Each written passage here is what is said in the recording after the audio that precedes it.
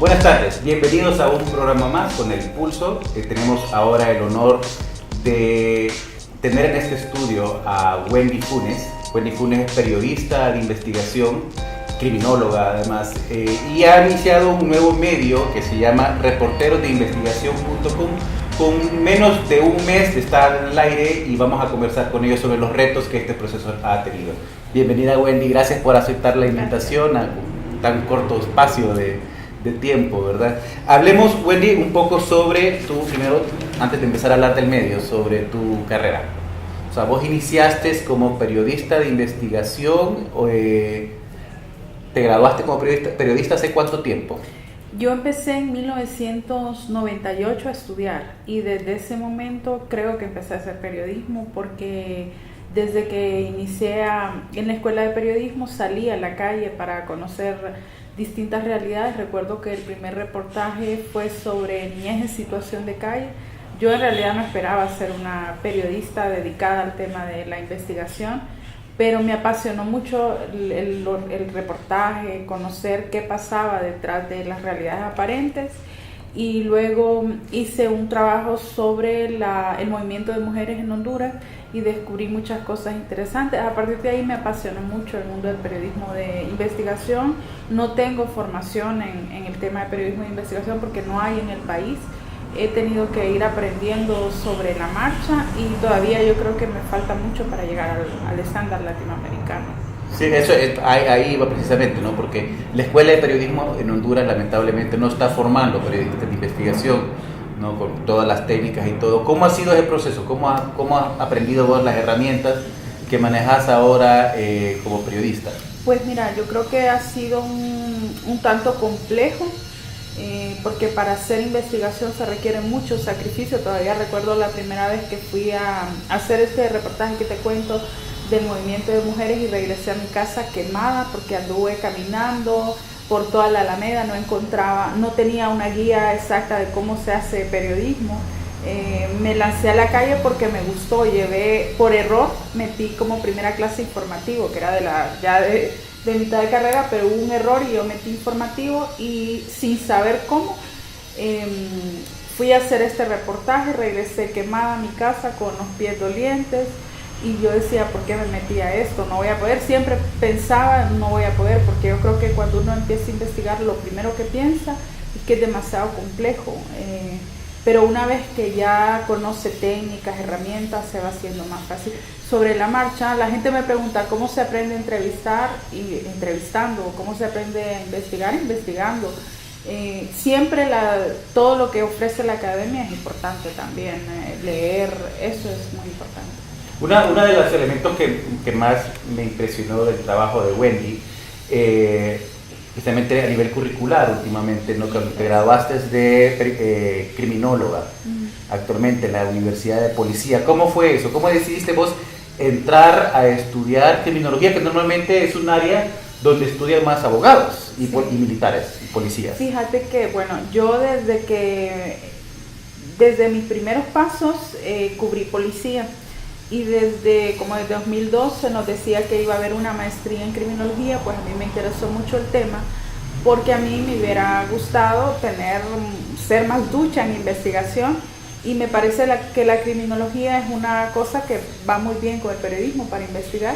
Entonces por eso, también me gusta la ciencia política. La criminología está ligada en algún momento con la política pública y tiene que ver con todo lo que a uno le gusta, con toda esa interdisciplinariedad, digamos. ¿Y cómo haces uso de esas dos herramientas, del periodismo y de la criminología, ahora en este nuevo punto de tu carrera? Fíjate que me ha abierto mucho la visión, me ha hecho comprender que no solo la criminología, sino que en la medida que los periodistas leemos de todo, entonces tenemos una visión más amplia para comprender temas que a veces los hallazgos o la información oculta puede estar en nuestras narices y no la vemos porque no sabemos. Pero una vez que uno tiene más información de cierta disciplina, entonces aprende a ver desde otra óptica. Eso es lo más interesante. Ahora yo estoy haciendo una investigación sobre Pueblo Clarífunas y ya como criminóloga estoy viendo eso desde esa visión de criminóloga. Por supuesto lo podría ver como antropóloga, como psicóloga, si leyera de esas otras cuestiones. ¿Existe actualmente una criminología científica ya en Honduras o estamos también a nivel de periodismo de investigación? No, no existe criminología científica. En realidad, cuando vos ves que dicen, es que a esta muchacha la mataron por ajuste de cuentas, o sea, no puedes llegar a una escena y mágicamente averiguar por qué mataron a la persona. Sí, a partir de la escena del crimen se puede, desde el lado de la criminalística, prever qué pudo haber pasado, y desde el lado de la criminología comprender un poco el perfil criminal del asesino, pero no vas a decir de primas a primeras esto fue lo que pasó. Eso requiere todo un proceso riguroso con técnicas metodológicas, pero acá todo se hace como dice mi abuela y mi abuelo a la zumba marumba. ¿En qué medios has trabajado antes de conformar periodistasdeinvestigación.com? Pues mira, empecé en Radio Reloj, estuve en Hondurred, que era la misma casa, con el periodista Neri Arteaga. Prácticamente él fue el que me abrió la puerta para iniciar ya en el mundo mediático. Luego pasé a Diario La Prensa, de La Prensa me trasladaron a Diario El Heraldo, porque también es del mismo dueño. Del Heraldo decidí irme y migrar a televisión. Hablé con Rodrigo Gómez Arévalo y él me dio la oportunidad de ingresar en 2008. Luego hubo una serie de conflictos internos y los empleados decidieron organizar un sindicato en este canal. Yo pensé bien las cosas, pensé que si no hay libertad para trabajar y no hay condiciones laborales adecuadas, no hay libertad de expresión. Vos ves que ahora la gente quiere separar los derechos laborales del periodista de la libertad de expresión, lo cual me parece una falacia. Porque si vos no tenés condiciones laborales adecuadas, ¿cómo vas a ejercer tu libre expresión? Bueno, considerando esas cosas, pues decidimos apoyar el sindicato, me eligieron de presidenta y me marcaron porque se me cerraron muchas puertas del monopolio mediático, pero se me abrieron puertas fabulosas realmente. Le agradezco mucho a JBN porque luego de haber salido Abriendo Brecha, el ingeniero Esteban Jandal Pérez me abrió las puertas para estar un año. Y luego fui al Comité por la Libre Expresión, que es una ONG. De ahí aprendí que en realidad los periodistas podemos emprender y que no es ningún pecado que emprendamos. Y bueno, en ese momento estamos ahora. Y entre toda esa gama de medios con los que has trabajado, ¿no? Hay distintos intereses políticos, distintos intereses comerciales en cada uno de los medios. ¿Cuál ha sido el que más reto te ha llevado? Imagino que por lo que describís, el de Abriendo Brecha. Fíjate que, bueno, en el Heraldo fue un momento muy bonito para mí porque hice cosas muy buenas, trabajos de campo muy buenos, pero en realidad yo siento que en todos los trabajos he tenido retos porque en todos ha sido mucho trabajo, ha sido mucho desvelo. Vos sabés lo que significa hacer periodismo de investigación, tratar de verificar un solo dato te puede llevar horas y yo siento que todo ha sido un reto, ¿no? Pero sí que la mayor, que donde más lloré, porque yo sentía que no iba a poder y que me había equivocado de carrera, fue en Diario La Prensa, porque me sentía frustrada y yo sentía que no iba a dar el ancho y afortunadamente pues al final sí pude, pero sí fue muy difícil al inicio. Entonces si vos me preguntás cuál fue el mayor reto, el mayor obstáculo que yo he sentido es eso, aprender a escribir en la prensa. Luego pasaste al Comité de Libre Expresión, que es una dinámica y retos completamente distintos, ¿no? El ejercicio de periodismo. ¿Cómo fue ese proceso? ¿Cuál era el trabajo que llevabas en el Comité Libre? Pues me llamó Héctor Becerra, que era el director, para dirigir la unidad de investigación periodística. Yo no tenía ni idea de coordinar equipos, me tocó coordinar un equipo, tuve que aprender a planificar porque salimos sin herramientas de planificación, tuve que aprender a armar proyectos, tampoco eso lo sabemos, a tener liderazgo. Creo que una de las mejores escuelas profesionales ha sido el paso por el Comité por la Libre Expresión. Profesionales y personales, porque le ayuda a comprender muchas cosas de la vida, de las relaciones humanas a uno y a cómo comportarse. Esa fue una muy buena experiencia. Uno de los retos de este espacio para nosotros es expresar las condiciones como trabajan los periodistas en Honduras, ¿no? O sea, la gente ve diariamente en el periódico, en la televisión, escucha en la radio que le llegue la noticia, ¿no? Y con mayor o menor agrado por la forma en que manejan ciertos periodistas los medios, ¿no? ¿Cómo es hacer periodismo en Honduras? Para los periodistas. Mira, yo creo que es lo que yo siempre le he dicho al público, es que hay que auditar la labor del periodista, ¿verdad? Que hay que ver por qué el periodista me dice cierta cosa, pero también ahí es de auditar la labor que ejerce el periodista, por cuántas horas la ejerce, porque uno a veces ve en la televisión a cierta reportera, por ejemplo, y en la noche encendés el televisor y sigue esta reportera en la televisión. Entonces vos te puedes hacer una idea de cuántas horas trabajan los reporteros en Honduras en condiciones laborales precarias, porque acá no les interesa mejorar los salarios, porque como hay mucha corrupción en el periodismo, entonces lo que hacen es orillar finalmente a los periodistas a que tramiten cheques en instancias estatales, a que reciban cheques mensualmente, y con eso lo que están haciendo es condicionando la agenda del medio, porque si vos recibís un cheque de la policía, ¿cómo vas a cuestionar la policía? O claro, si uno recibe un cheque de la Corte Suprema, por ejemplo, que no sé ahora si lo darán, pero sí supe que antes de 2002 ocurría con mucha frecuencia. Entonces, ¿cómo vas a cuestionar o cómo vas a escarbar la gestión pública de los funcionarios? Sí, y eso todavía existe todavía en los medios, ¿no? Los medios siguen mal pagando a los periodistas para favorecer como esta cultura de corrupción. Sí. Que favorece a quién, al periodista no, porque los periodistas siguen viviendo pobremente. Mira, algunos periodistas han salido de la pobreza gracias a la corrupción. Muchos se conforman con ir a traer un cheque mensual sin saber que al llegar a la vejez les espera un problema, porque no contribuyeron a mejorar las políticas públicas y luego eso viene en contra de ellos, y hemos visto muchos casos. Y otros quedan en la pobreza porque tal vez no han tenido esa capacidad que tienen otros de omitir o de divulgar información para que les paguen. Y quien no quiere caer en ese juego tiene que trabajar bastante para poder sobrevivir.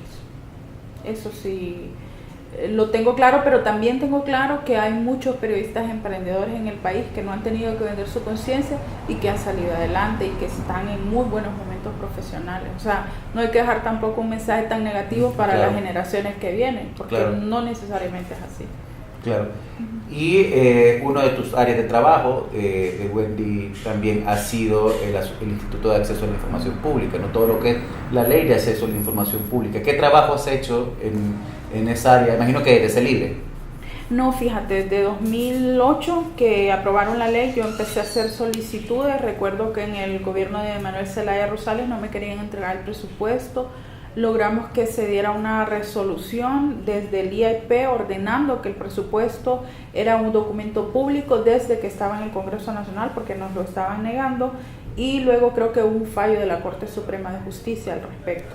También hice solicitudes a la DEI desde aquel momento, y desde 2008 he hecho muchas solicitudes de información, no con la pericia que yo quisiera haberlas hecho, ni con el conocimiento adecuado, tampoco con la técnica correcta, porque eso uno lo va descubriendo a medida que va haciendo uso de determinadas herramientas, y ahora me doy cuenta que muchas solicitudes no fueron hechas de manera correcta, pero bueno, ahí se va aprendiendo, sobre la marcha vamos aprendiendo.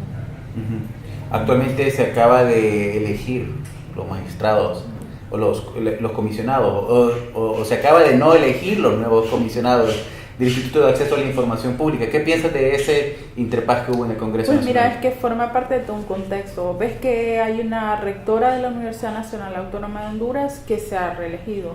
El presidente, sin que haya ocurrido una Asamblea Nacional Constituyente en el país, reformó la Constitución y va a una reelección. Entonces no es raro que dentro de todo este universo ahora se estén reeligiendo los comisionados del Instituto de Acceso a la Información Pública, que en algún momento pareciera que están desamparados, porque aunque ellos dicen hay que dar la información o emiten alguna resolución, las organizaciones siguen violentando la ley y siguen negando información. Y te lo digo porque tengo las resoluciones en el caso de la Universidad Nacional Autónoma de Honduras, que me ha negado infinidad de información, alegando que a veces alegan que es por interés personal que el periodista pide información. El caso del Congreso Nacional, que finalmente da lo que se les da la gana, ellos dan lo que ellos quieren, no lo que pide la ciudadanía. Y aunque el IAIP diga que eso no se debe hacer, y eso lo tenés claro en el caso de la ley de secretos, que el IAIP dio una resolución por la ley de secretos y más bien los diputados decían que iban a sancionar al IAIP. Y de política, ¿perteneces a algún partido político? ¿Simpatías especiales con algún partido? Tengo mi simpatía, ejerzo el sufragio, no estoy activando. Yo creo que todos los periodistas tenemos derecho a tener un partido político. No lo muestro tampoco públicamente por el tema de cuidar siempre los contenidos que uno emite, pero sí muestro cuál es mi línea de pensamiento. La gente ya sabe, tengo una línea de pensamiento progresista. No puedo decir que soy una periodista de izquierda porque no tengo formación ideológica, como no la tengo de derecha, pero sí he visto y conozco la historia de América Latina, la historia de Honduras, he conocido lo que han hecho los gobiernos de derecha en el mundo y bueno, en América Latina específicamente, y en definitiva ha sido un papel nefasto para el continente. ¿Qué pensás de esos periodistas que utilizan el medio para catapultarse políticamente y después son diputados o después candidatos de algún puesto de elección popular? Sí, mira, hay una corriente que yo la descubrí recién ahora montando el periódico que se llama, habla de la transparencia en el periodismo. No recuerdo ahora creo que era la teoría de la transparencia.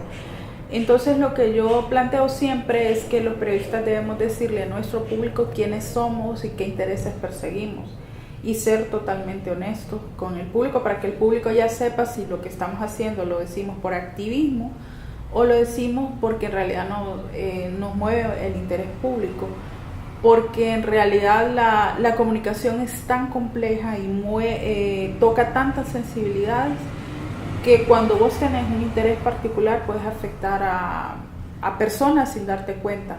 Y te pongo el caso, por ejemplo, ahora de la muerte del abogado Eduardo Montes, sí, que si bien es cierto, esta persona defendía a Elena Gutiérrez, pero cuando vos ves que la viuda es una jueza, que es una jueza de carrera, que es una persona honorable, y que uno la miraba en el tribunal de sentencia prácticamente destrozada, y por otro lado mirábamos a Narela Vélez, la mamá de Rigoberto Vélez, había dos tragedias ahí.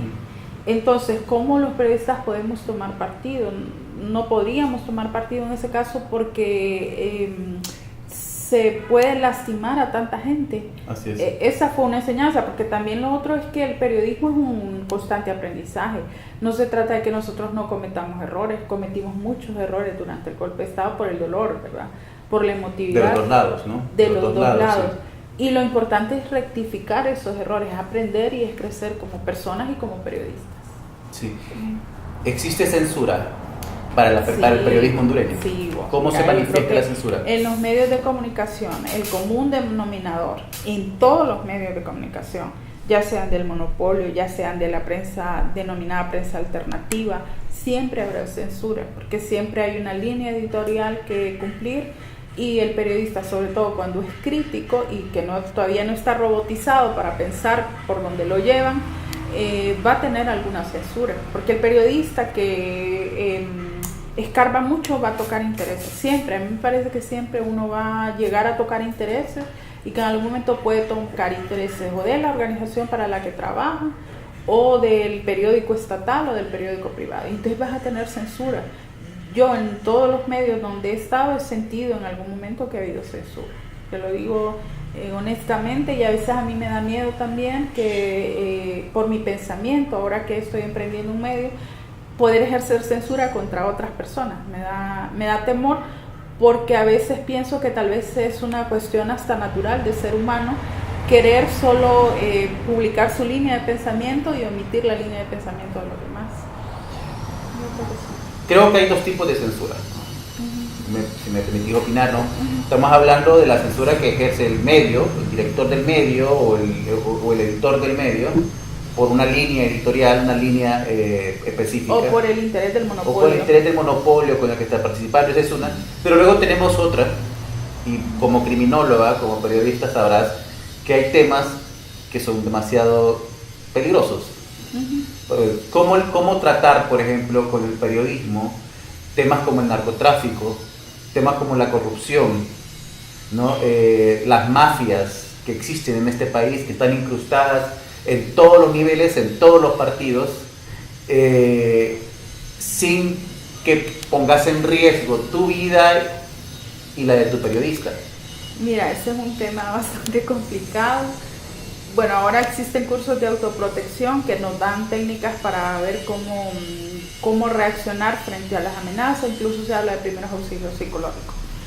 Pero es un tema complejo porque, si me lo preguntas como criminóloga, hay una corriente que se llama criminología mediática, que ha sido muy estudiada por Raúl Zaffaroni, un criminólogo latinoamericano que le ha dado otra perspectiva a la criminología en el mundo. Y él habla de la creación de héroes y villanos, del reforzamiento del comportamiento criminal, de las etiquetas. Entonces, si lo vemos desde esa perspectiva, puede haber muchos riesgos en la comunicación, en que yo puedo estar mostrando solo los chivos expiatorios desde el monopolio mediático o desde mi comunicación, ya sea alternativa. Estoy protegiendo a los verdaderos criminales, a los delincuentes de cuello blanco que generalmente nunca trascienden, y lo que estoy haciendo es alentando el delito. No lo dice así textualmente Zaffaroni, pero más o menos esa es la línea de la que él va hablando, y a raíz estos estudios también nos ha complementado con el genocidio, porque cuando uno lee se da cuenta que hay también una línea muy fina entre el papel que juegan los medios de comunicación para ir sensibilizando a la población y los crímenes de lesa humanidad. Y muchos de los crímenes de lesa humanidad han ocurrido con la complicidad de medios de comunicación, porque han sido los medios de comunicación los que han ido ablandando la conciencia. Sí, como el caso, por ejemplo, más famoso del uso de la radio en Ruanda, ¿no? Cuando el genocidio, desde donde se incitaba a la exterminio del otro grupo étnico. Estamos en un año político, ¿no? Y obviamente tenemos que presentar los candidatos que hay ahorita. No vamos a hacer el ejercicio de hablarme de ellos desde su relación con la prensa, ¿no? De los candidatos, por lo menos de los 4 personajes principales, ¿no? Son 3 candidatos, pero son 4 personajes principales en el país, ¿no? ¿Qué piensas, por ejemplo, de Salvador Narrala y su relación con la prensa?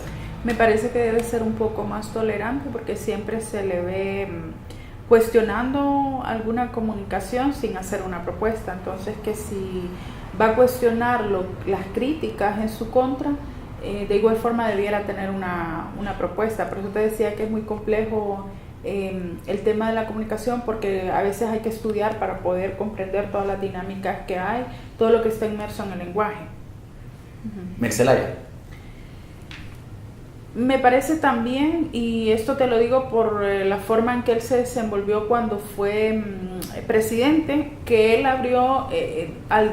puso en el debate un tema muy importante, que era el tema de los grupos de poder desde los medios de comunicación, y ese es un tema que hay que hablarlo. Correa lo ha venido hablando con mucha elocuencia. Lo que sí creo es que hay que tener cuidado en la forma en que se refiere a los medios de comunicación, que es un tema que hay que tratarlo, pero hay que tratarlo con cuidado, sin fomentar tampoco la violencia contra los medios de comunicación y contra los trabajadores de los medios de comunicación. No necesariamente porque vos hables del tema es que vas a alentar que haya ataques contra estas personas o que tienen que salir del mercado. Eso no debiera ser así el planteamiento. Luis Zelaya. Pues yo no he estado tan pendiente de Luis Zelaya y no sabría decirte cuál ha sido su relación con la prensa. Sí he visto algunas cosas que ha hecho, como que se ha equivocado ante los medios de comunicación, pero no sé realmente cuál ha sido personalmente la relación, entonces no podría darte más. Juan Orlando Hernández. Me parece que tiene un control de la prensa a través de la publicidad oficial, y eso lo dicen los datos que tenemos. Testimonios de algunos periodistas que dicen: mire, yo no puedo hablar, no voy a dar mi cara, pero si yo dijera lo que está pasando, que me están condicionando por la publicidad, me quitan la pauta y me muero de hambre. Entonces eso es terrible lo que está pasando con él. No ofende a los medios de comunicación, aunque si bien es cierto en algunas ocasiones ha tenido algunas expresiones con un discurso violento, pero no es tan recurrente ese discurso. Pero la violencia la ejerce al controlar los medios, porque eso es lo que la consecuencia es que hay censura. Ahora, para finalizar, estamos cerrando ya el tiempo, la idea de este programa también es que sirva como un espacio para los estudiantes de periodismo para poder escuchar a las personas que están haciendo el periodismo, ¿no? Esas personas que todavía no han salido de la universidad, que están comenzando ahorita en este momento, las mujeres especialmente, ¿qué retos van a encontrar ellas ahora o ellos ahora al salir a ejercer el periodismo? Pues las mujeres la van a querer etiquetar porque hay que tener cierta apariencia. Yo recuerdo cuando estaba en televisión que me decían tienen que vestirse de tal forma, tienen que peinarse de tal forma, maquillarse de tal forma, o estás muy gorda, o entonces siempre tienen que cumplir las mujeres roles de género. Eso es así. Así que tienen que prepararse para ir deconstruyendo todo esto. Existe mucho acoso sexual en las salas de redacción, cuando nos toca trabajar con hombres, sobre todo, y si la mujer no es muy fuerte, pues el acoso sexual arrecia más. Por ser mujer, dice el movimiento de mujeres, no sé si es verdad, y ahí yo no tengo datos, que las mujeres ganan menos que los hombres, entonces es una desventaja, y siempre también hay un etiquetamiento de la labor que puede realizar la mujer desde los medios de comunicación, porque la ligan más con sociales, con la prensa rosa, y no se le ve como una periodista que puede cumplir roles vitales dentro de las salas de redacción, eso podría decirte. Y les recomendaría que busquen información, ahora que eso siempre yo lo repito, que estamos en la era de la información, hay información para tirar para arriba en las bibliotecas virtuales, ya no hay excusas para no conocer, porque la Escuela de Periodismo lo que nos está haciendo es dándonos información para ser obreros, y entonces no nos damos cuenta que podemos salir siendo emprendedores. Muchas gracias, Wendy, por haber aceptado la invitación. Wendy Funes, les invitamos a que revisen su periódico que está arrancando, reporterosdeinvestigación.com, y gracias a ustedes por estar con nosotros. Agradecemos también al local Vino Hostal, en donde hicimos el día de hoy el programa, y a sus dueños Larisa y Carlos López. En la cámara ha estado Luis Hércules, y en la dirección y la edición Nancy Perdomo. Muchas gracias por acompañarnos. Se despide de ustedes.